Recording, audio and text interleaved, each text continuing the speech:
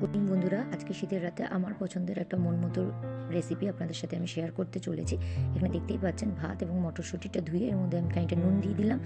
আর এখানে আমি কিছুটা রসুন গ্রেট করে রেখেছি। যেহেতু আমি আজকে চাইনিজ করবো তাই আমি এটা গ্রেট করেছি।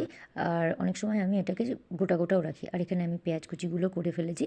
পেঁয়াজ কুচি করতে যে নাকের জলে চোখের জলে আমি সবসময় যাই হোক, পেঁয়াজ কুচি করার পর এখানে আমি সবজিগুলো যেগুলো ছোটো ছোটো করে কুচি করেছি তার মধ্যে বিনস এবং গাজর রয়েছে, যেগুলো আমি ছোটো ছোটো করে কুচি করে নিয়েছি।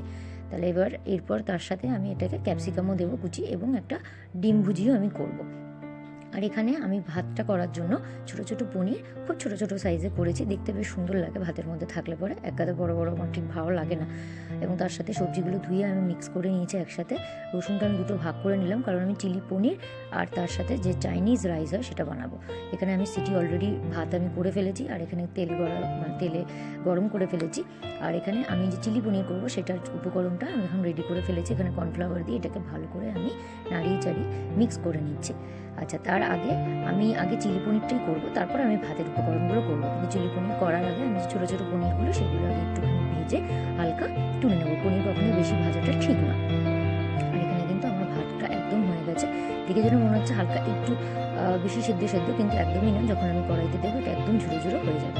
আর এখানে পনির লাল লাল করে ভেজে তুলে নিয়েছি। আর চিলি পনিরের যে পনির সেটাও আমি এবার লাল লাল করে ভেজে নিচ্ছি। এদিকে পনিরটা তোলা হয়ে গেছে, ছোটো পনির। আর এবার আমি চিলি পনিরের জন্য এবার রসুনটা দিয়ে দিলাম। একদম হাই ফ্লেমে আমার আগুন জ্বলছে। তো সেখানে আমি পনিরের জন্য রসুনটা দিয়ে ভালো করে ফ্রাই করে দেন আমি সেখানে ক্যাপসিকাম এবং যে পেঁয়াজ আমি কেটে রেখেছি সেই দুটোই আমি হাই ফ্লেমে এটাকে ভাজবো। আপনারা যারা চাইনিজ রান্না করেন জানেন যে কখনোই ঢেকে রান্না করতে নেই, সবসময় এটাকে খুলে ভালোভাবে ফ্রাই একদমই হাই ফ্লেমে ফ্রাই করতে হবে। তো আমি সেটাই করছি। চাইনিজ আমার বড়গুলো ভীষণ পছন্দের একটি খাবার। তো আগে এগুলো ভালো পারতাম না করতে, কিন্তু হাজব্যান্ডের থেকে আমি এগুলো এখন পরিপক্ক হয়ে নিয়েছি এবং যখন তখন খাই। যাই হোক, এখানে আমি এবার সোয়া সস, টমেটো সস দিয়ে এটাকে আমি ভালো করে নাড়াচাড়া করে দিচ্ছি। যথারীতি আর কি একটুখানি আর কি 5-10 মিনিট নাড়াচাড়া করার পর এখানে আমি একটু গরম জল দিয়ে দেবো। গরম জল দিয়ে দেওয়ার পরে জলটা দিচ্ছেন অনেকটাই কিন্তু টেলে টেলে লাগছে, কিন্তু এখানে আমি কর্নফ্লাওয়ার মিক্স করে দেবো। কর্নফ্লাওয়ার মিক্স করলে পরে তখন কিন্তু জলটা যে পাতলা ভাতটা সেটা থাকবে না, অনেকটাই ঘনত্ব হয়ে আসবে। এখানে আমি খানিকটা ঠান্ডা জলে অল্প 1 চামচ কর্নফ্লাওয়ার নিয়ে মিক্স করে দিয়ে দিয়েছি। দেখুন এখন কিন্তু আগের মতো অতটা পাতলা লাগছে না। পনিরটা তার সাথে আমি দিয়ে দিচ্ছি। আর এটা যখনই ঠান্ডা হবে আরও অনেক বেশি টেনে দেবে। যেহেতু রাইসের সাথে খাবো সেজন্য একটু গ্রেভি গ্রেভি না হলে একদম ভালোও লাগে না, তাই আমি গ্রেভি গ্রেভি করবো বলে এখানে আমি একটু জলটা বেশি নিয়েছি। এখানে আমি রাইসের জন্য এবার উপকরণগুলো ফটাফট রেডি করে ফেলবো, কারণ আমার চিলি পনির কিন্তু রেডি। তাই আমি এটা ঝট করে নামিয়ে ফেলবো। এটা যেই মুহূর্তে ঠান্ডা হবে অনেকটাই বেশি টেনে যাবে, আর গ্রেভি গ্রেভি খেতে ভালোও লাগে। তো আমি এবার এটাকে সরিয়ে ফেলি। এবার আমি আমার ভাতের জন্য রেডি হয়ে ফেলি।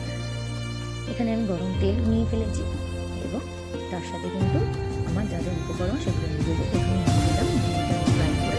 ডিমটা আমি আগে সরিয়ে নেবো, কারণ ডিমটা আমি একদম লাস্টে ভাতের উপর জাস্ট গার্নিশিংয়ের জন্য মিশিয়ে দেবো। আর এরপরে আমি ডিমটার জন্য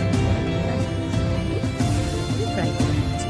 যখনই ভালো একটু ফ্রাই লাল লাল হয়ে আসবে তখনই আমি এর মধ্যে সবজিগুলো ভালো করে ভাজবো।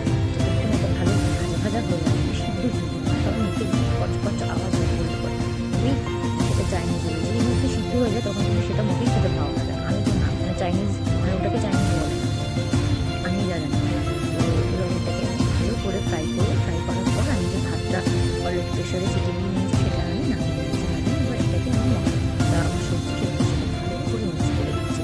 আর এই যে হালকা যে মনে হচ্ছিল সেদ্ধ সেটা কিন্তু থাকবে না, কারণ যে মুহূর্তে আমি হাই ফ্লেমে এটাকে ভাজবো না, এগুলো ছাড়তে শুরু করে দেবো। আর তখনই ভাতটা একদম ভালো মতো ঝুড়ো ঝুড়ো হয়ে যাবে।